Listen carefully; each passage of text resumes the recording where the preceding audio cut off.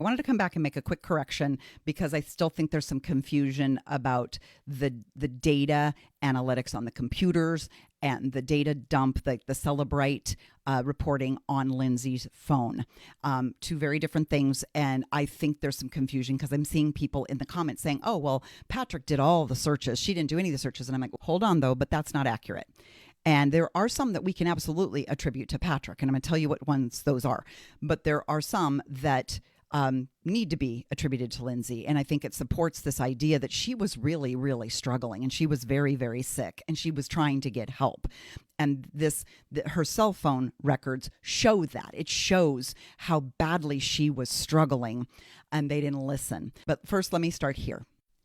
This is basically the return of the search warrant. So this is everything they took from the Clancy home on January 25th. They took a Google camera with cord, Ring camera, Google Nest camera, 3V receipt, Toshiba hard drive, CVS bag with Pedialyte, baby monitor, Brown journal, notebook, 3 books, and a McLean hospital paperwork. They took a pink iPhone. They took 4 medication bottles and paperwork with unknown amounts of tablets.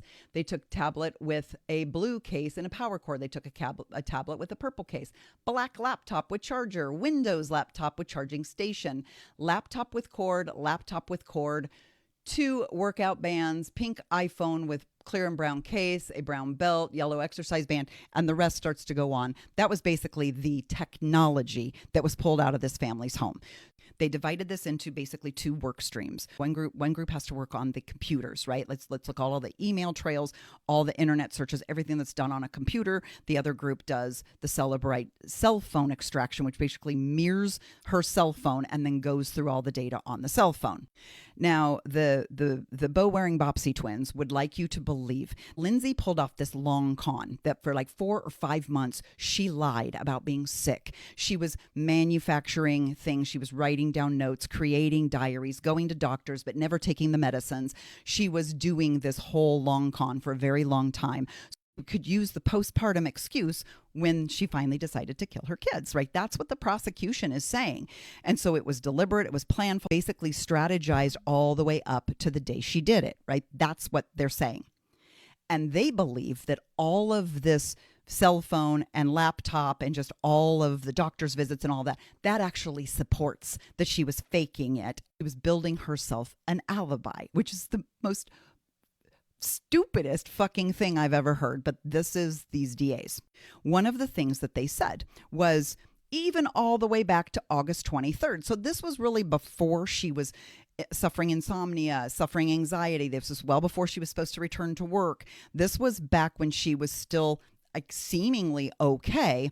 She started the trail by searching for suicide, that she was doing Google searches for suicide. And they want you to believe it's her because right before she Googled suicide, she was logged into Facebook and then went from there to do suicide searches.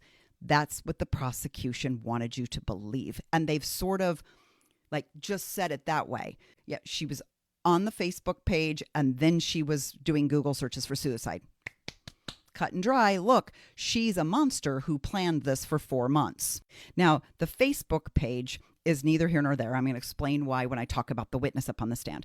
But earlier they had Patrick up on the stand. And this is day 2. Reddington's cross-examining him. And at the time I thought, why is he asking these questions? Because they just seem like these really weird throwaway questions.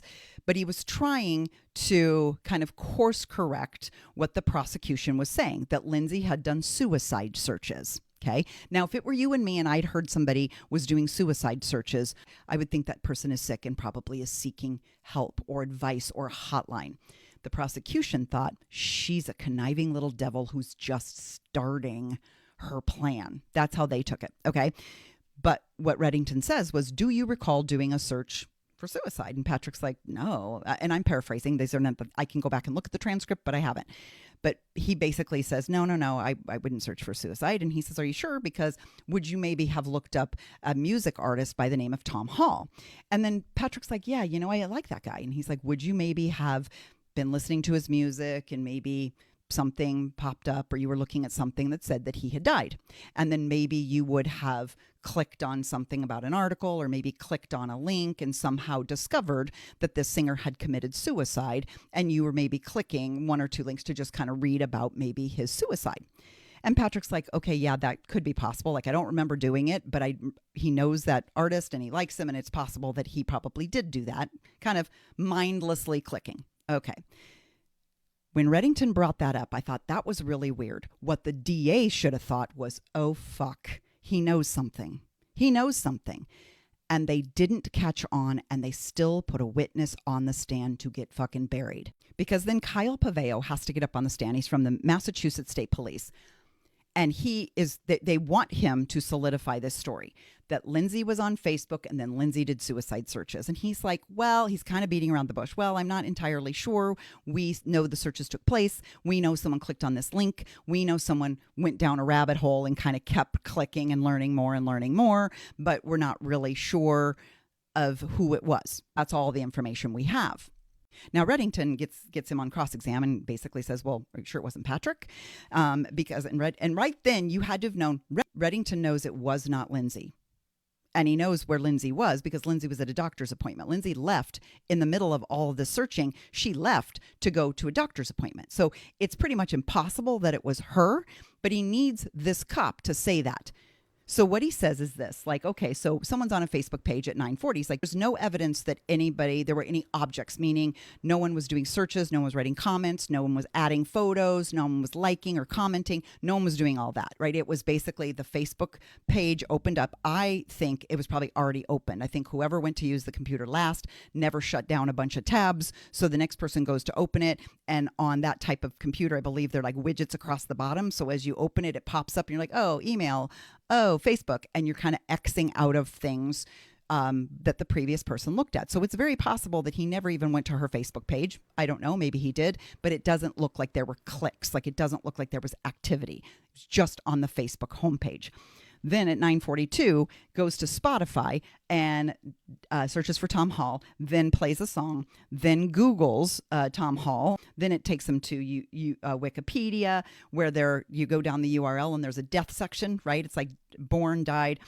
So then you click there and it starts talking about how he died and suicide, and there's a hyperlink and you click there. Between 9:40 and 10 a.m., someone's on the computer doing all of this clicking, and it's perfectly innocent because it's about a singer who killed himself. And so it makes perfect logical sense that it doesn't matter if it's Lindsay or Patrick, to be honest with you, because it's an innocent search. It's not a human suffering who wants to look up suicide and a mom plotting to kill her kids 4 months in advance, so she's doing suicide searches as an alibi. It's neither of those two things. It's just a person going down a rabbit hole, no big whoop. But when Sergeant Paveo's on the stand, Reddington says, so this really wasn't a search about suicide. And he says, well, no. And he says, okay, then let's talk about the fact that she wasn't even in the home because they'd done her cell phone data dump. And in her cell phone, she used like a calendar app, and she had a notification set for her to leave the home at 9:45 to take Dawson to the doctor for like an earache or something. So she wasn't even in the home at the time this was being searched. So even though it's a purely innocent search anyway, and it really doesn't matter who did it, it wasn't her. Now, the other part of that, and I can make another video if I need to, but the other part of that was her cell phone searches, and those were Lindsay, and those are terrible.